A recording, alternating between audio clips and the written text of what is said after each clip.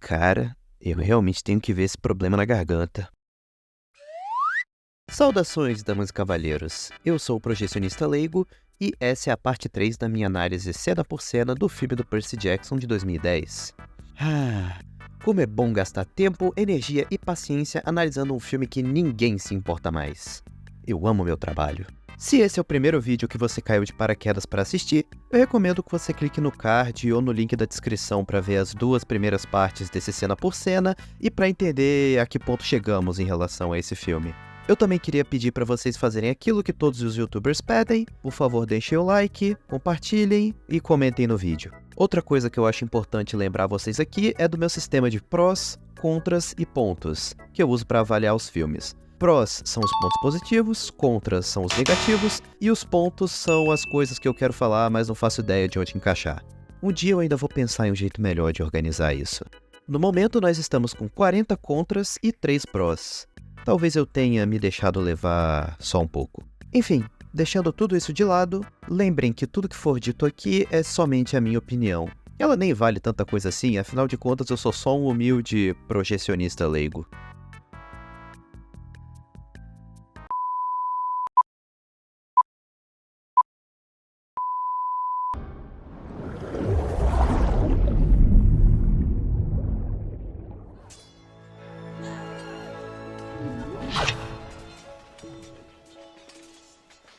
What's her name?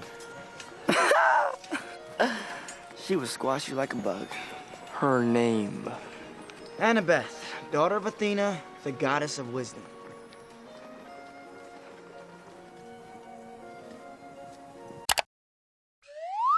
Opa, personagem nova, isso tá ficando interessante. Esse diálogo expositivo do Grover até faz parecer que ela vai fazer alguma coisa útil nesse filme. Ok, de verdade agora. Cara, essa cena de apresentação da Annabeth é tão cafona que dói. Ela lutando contra esses 3 figurantes é uma coreografia de luta tão ruim que parece sacanagem. Me lembra aquela cena de luta da Rey e do Kylo Ren contra os guardas imperiais no final de Os Últimos Jedi, em que os inimigos estão o tempo todo propositalmente errando os golpes e acertando o ar? Eu sei que a esse ponto pedir pra esse filme ter alguma sutileza pode ser um pouco demais, mas é que essa cena grita: "Essa garota vai ser o interesse romântico do protagonista", de um jeito meio insano demais pro 1 minuto que ela dura. E essa encarada dela balançando o cabelo enquanto encara ele dramaticamente é tão ridícula que me tira anos de vida. O pior é que existe uma cena deletada que é uma introdução diferente da Annabeth. Ela é meio aleatória, mas pelo menos é melhor. E olha que ela ainda solta a frase clássica dela do livro, o que é bacana. Hello? You drool when you sleep. Wipe your mouth. Inclusive, o Percy só chega nesse campo de batalha em que tá todo mundo lutando ao mesmo tempo, olha pra essa garota em específico e a primeira coisa que ele pensa é: qual é o nome dela? Não é o que ela tá fazendo, ou então quem é ela. Ele pergunta especificamente pelo nome, e ainda insiste na pergunta. Ele se impressionou porque ela tá lutando contra 3 pessoas ao mesmo tempo, ou ele só perguntou porque achou ela bonitinha? Eu vou dar o benefício da dúvida e dizer que é a primeira opção. Mas se for a segunda, porra, Percy, a sua mãe acabou de morrer! Você tem mais do que pensar, caralho! Na real, eu acho que a resposta correta é uma terceira opção. Isso aí foi o roteirista preguiçoso tentando introduzir uma personagem importante e não sabendo como fazer isso. Aliás, eu tenho reclamado muito desse roteirista nos últimos 2 episódios. Deixa eu ver aqui quem é esse vagabundo. Ok, o nome do criminoso é Craig Titley. E pelo menos de acordo com o IMDb, ele é mais um produtor do que um roteirista em si.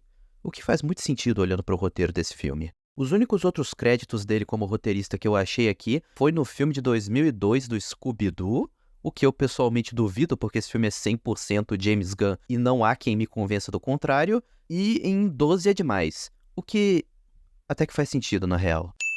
Uma trivia interessante para vocês: o autor do livro original, o Rick Riordan, em alguns lugares está acreditado nesse filme como roteirista, sendo que ele foi sempre muito transparente sobre como ele odiou o roteiro. Ele brigou com os produtores muitas vezes e se propôs a reescrever ele todo de graça, mas os executivos do estúdio estavam cagando para a história dele e só queriam surfar na onda de uma franquia de sucesso. É sério, ele descreveu esse roteiro como se estivesse vendo o trabalho da sua vida passando por um moedor de carne, e disse que nem se ele tivesse propositalmente tentando sacanear o filme, ele conseguiria deixar ele tão merda assim. I got interest from the movie studios very early on. And they said, yeah, okay, we want to option it. And I said, okay. Well, if I do that, do I get any sort of control? And they basically said, control. No. Bom, vamos continuar o filme aqui. Eu acho que eu tô me afundando um pouco demais na produção dele e vocês não me pagam pra isso. Na real, vocês não me pagam, mas enfim. Percy e Grover saem daquela cena de novela e vão se encontrar com o Sr. Brunner, que mostra que não, ele não é um cara numa cadeira de rodas. Ele é um centauro, feito em um CGI meio duvidoso, que estava disfarçado de professor para vigiar o Percy. E ele se introduz dizendo uma frase incrível que eu nunca esqueci desde que eu vi esse filme pela primeira vez. Já se recuperou? Se eu me recuperei? Você não tá numa cadeira de rodas, você tem Uma bunda de cavalo. Meu Deus, cara, que meme velho. O que eu tô fazendo? Mas enfim, ele não é qualquer centauro, ele é Chiron, que é um personagem famoso da mitologia grega, pra quem não sabe. Foi ele que treinou o grande herói Aquiles. Aqui ele é só o diretor de atividades do acampamento Meio-Sangue. Faz tempo que eu não faço isso, mas eu vou dar um pró nessa cena só porque eu achei o cenário bonito e pelo que parece é uma locação de verdade e não tem tela verde aqui.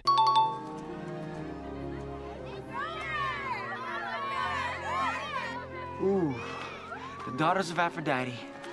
Okay, all right, guys, you guys got a lot of catching up to do. Their mother's the goddess of love, so you know where that leads. Hey, baby! Satyrs.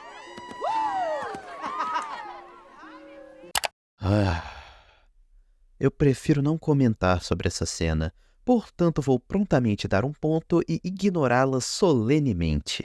Hey, baby! Satyrs. Inclusive, Chiron, isso é racismo. Melhore. Aí o Chiron leva o Percy pra ver o chalé dele. Pra quem não sabe, as crianças do acampamento são divididas em chalés correspondentes ao deus ou deusa dos quais eles são filhos. O chalé do Poseidon, no momento, tá vazio porque o Percy é o único filho dele. E te dizer que eu até gosto do design do chalé do Poseidon. Ele não passa nenhuma vibe de grego antigo. Mas eu acho legal a ideia dele ser uma cabana de pescador, embora ela nem pareça nem muito confortável e nem que tenha muita privacidade. Mas enfim. You're very powerful. A threat. A threat? Who am I threatening? Poseidon's brothers, Zeus and Hades. That's why your mother married your stepfather. His pungent odor masked the smell of your blood and hid you from anything or anyone the gods would send to kill you. My mother put up with that creep to protect me? Ahá! Tá aí a explicação do porquê o fato do Gabe cheiroso feder é importante e tinha que ter mais destaque no filme. É uma explicação meio boba, mas ok, sabe? Cara, eu levei 3 vídeos pra explicar isso. Eu sou muito bom no meu trabalho. Basicamente, nessa cena o Percy conclui que o pai dele é o Poseidon. My father's Poseidon. God of the seas. Porra, finalmente. E o Chiron explica o que tá acontecendo, a ameaça da guerra entre Zeus e Poseidon por causa do roubo do raio, e que ele tem que dar um jeito de resolver isso porque senão ele vai levar a culpa. E o Percy concorda a ajudar com certa relutância. What can we do? Erro de continuidade. Nesse plano, o Chiron tá conversando com o Percy de braços soltos, aí corta pro contraplano e ele tá de braços cruzados. Aí o Chiron abre um sorriso de orelha a orelha e diz que primeiro ele tem que treinar. The Fury and the Minotaur were only the beginning. First, we must train. Porque qual é a graça de ser um mentor sábio e velho se você não puder ser enigmático e esquisito também? Não é mesmo? Mas vamos adiantar essa porra logo. O Chiron leva o Percy pro treinamento, que se baseia em simplesmente jogar o cara que nunca lutou na vida e acabou de acordar de um coma de 3 dias e um pique-bandeira em que tá liberado fatiar o coleguinha. Muito sensato da parte dele, eu sei. Ah, e a gente também é apresentado para esse outro personagem importante. O nome dele é Luke, ele é filho de Hermes, que é o mensageiro dos deuses na mitologia grega. Lembre-se dele, ele vai ser importante depois. Ele chama o Percy pro time dele, desse jogo em específico, que não me parece muito bem pensado, inclusive, já que para vencer você só tem que levantar a bandeira do time adversário. No livro você tem que levar ela pro outro lado do rio, então faz mais sentido, mas ok.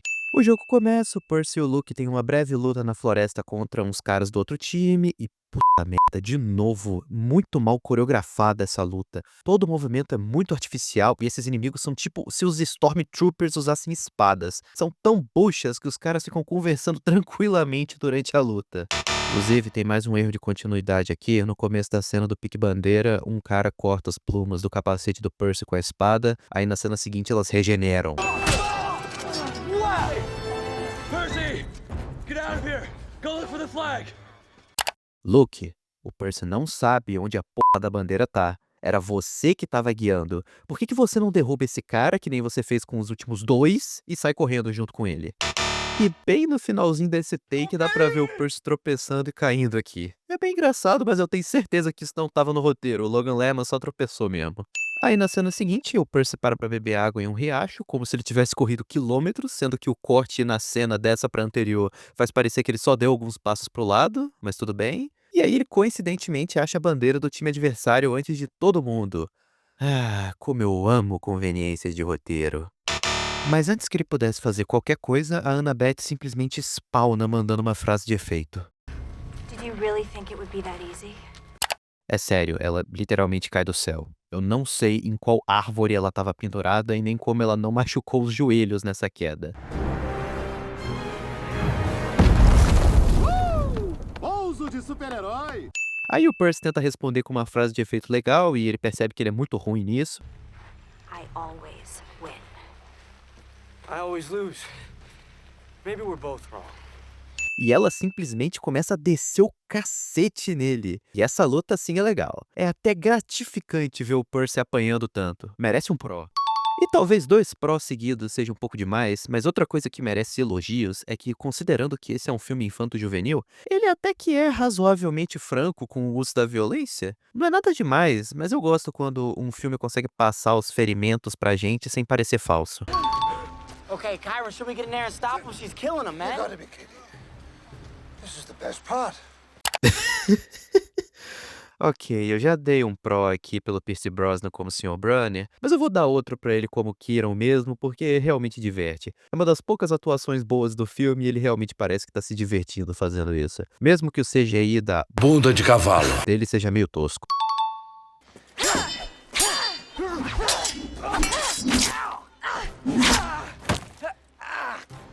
Stand up and fight. Hero.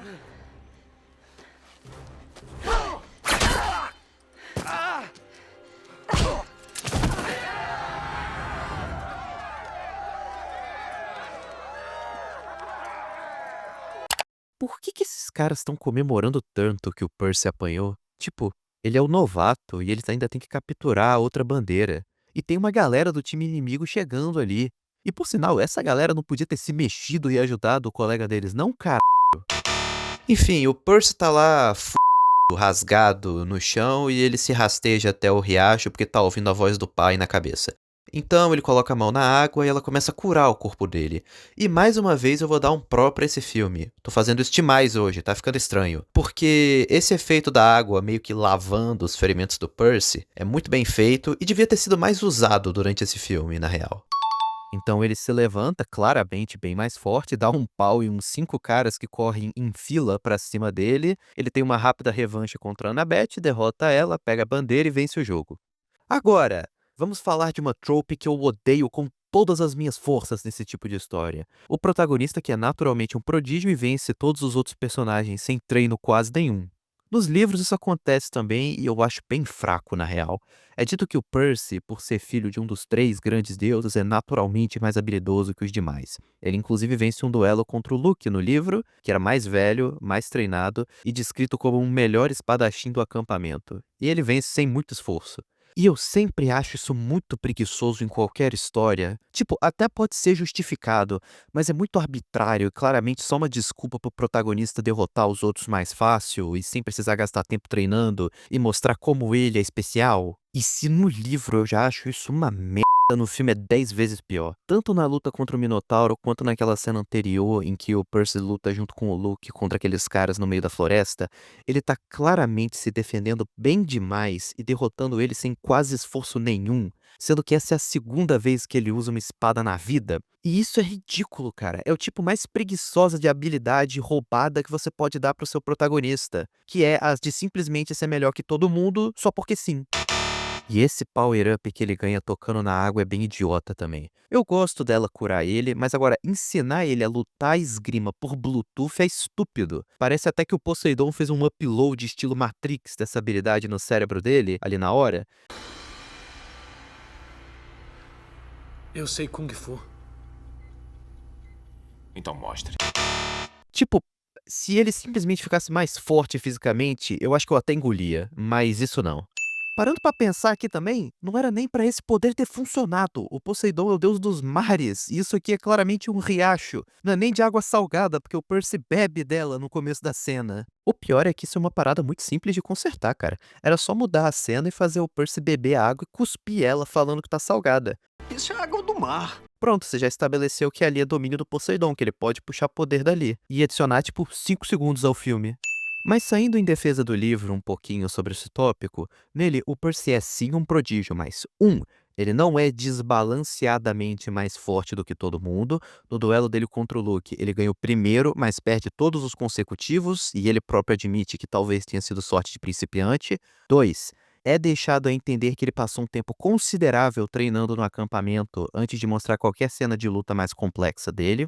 3. Na maioria das lutas ele não vence o inimigo na base da espada. Ele geralmente usa a cabeça, joga sujo, é mais esperto ou então mais malandro que o oponente. E 4. Ele normalmente não fica chorando pelo poder do Poseidon o tempo todo. Normalmente ele se resolve sozinho. Depois do treinamento, a gente vai pro equivalente grego antigo de uma rave. No caso, os personagens vão, a gente vai junto só porque nós somos voyeurs mesmo. E, cara, eu juro pra vocês que aqui acontece uma cena típica de filme de comédia adolescente em escola. Umas garotas chegam e convidam o Percy pra uma festa no chalé delas. Detalhe, ele aceita, lembre-se disso. Agora pensem comigo pra ver se eu não tô maluco. O nosso protagonista, que é visto como um cara meio isolado do grande grupo, ele enfrenta um bando de valentões e depois disso é chamado pra uma festa por uma galera mais popular. Cara, eu não sei o direito o porquê, mas eu tenho a impressão de que eu já vi esse tipo de cena umas trocentas vezes nesse tipo de filme de comédia escolar adolescente. E também, por que esse filme tá fazendo esse tipo de cena, cara? Tem literalmente porra nenhuma a ver com o resto da história. Vamos pensar mais ainda. Pra que serve esse diálogo? Pra mostrar que o Percy ganhou o respeito da galera do acampamento? Então f***, porque essa galera respeitar ele ou não muda precisamente porra nenhuma no resto da história. Enfim, isso sou só eu catando cabelo em ovo. Não tem nada demais nesse diálogo e ele não leva a lugar nenhum. Aí as garotas vão embora, o Grover vai atrás delas e a Annabeth aparece pra conversar com o Percy. E maluco, o diálogo deles inteiro é um show de horrores, porque parece que eles estão meio que flertando e tentando criar um clima romântico, mas meio tenso e esquisito, e é muito cafona porque não tem uma gota de sutileza, e tipo, é de novo o filme não se segurando e tendo que gritar: esses dois vão ser o casal principal do filme, entenderam? Cara, tem uma parte em específico desse diálogo que é tão bizarra que eu separei pra mostrar pra vocês. I get the sense that you don't like me very much. It's possible. I mean, our parents hate each other. Wait, they do? I definitely have strong feelings for you. Just haven't decided if they're positive or negative yet. Well, you let me know, and you figure it out. You'll be the first.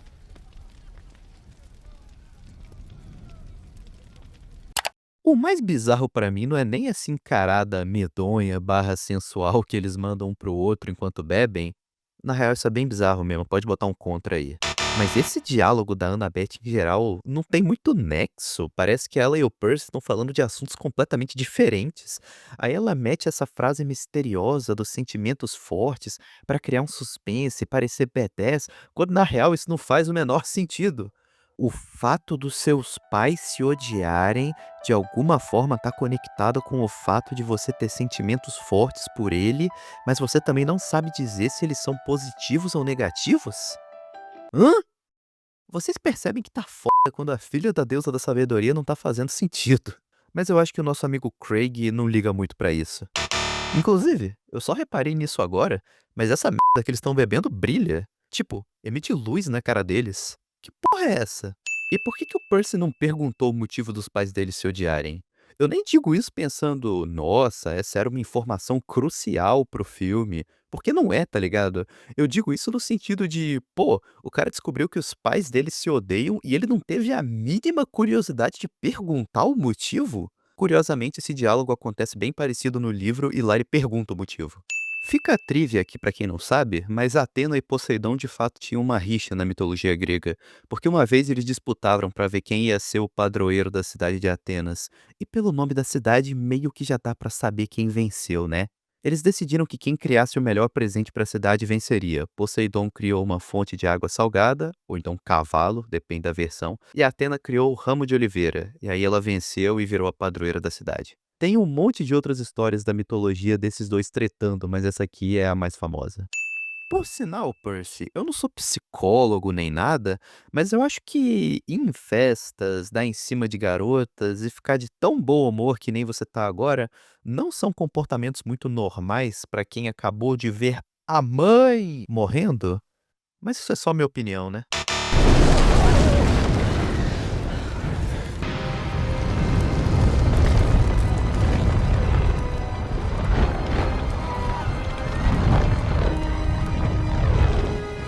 Percy Jackson, show yourself! Opa! O literal capiroto surge para marcar que tá na hora de eu encerrar esse vídeo. Pois é, péssimo encerramento, mas eu preciso acabar isso de algum jeito. Então, acho que nós encerramos por aqui, senhoras e senhores. Muito obrigado a todo mundo que assistiu o vídeo até aqui. Foi um enorme prazer ser seu anfitrião hoje. E eu espero vê-los de novo na parte 4 desse Cena por Cena. Eu tô pensando inclusive em diminuir um pouco o tamanho dos vídeos, deixar eles com 10 ou 15 minutos pra ficarem mais fáceis de editar e eu poder lançar com mais frequência. Mas isso é só uma ideia por enquanto. Então, boa noite a todos e até a próxima. Tchau!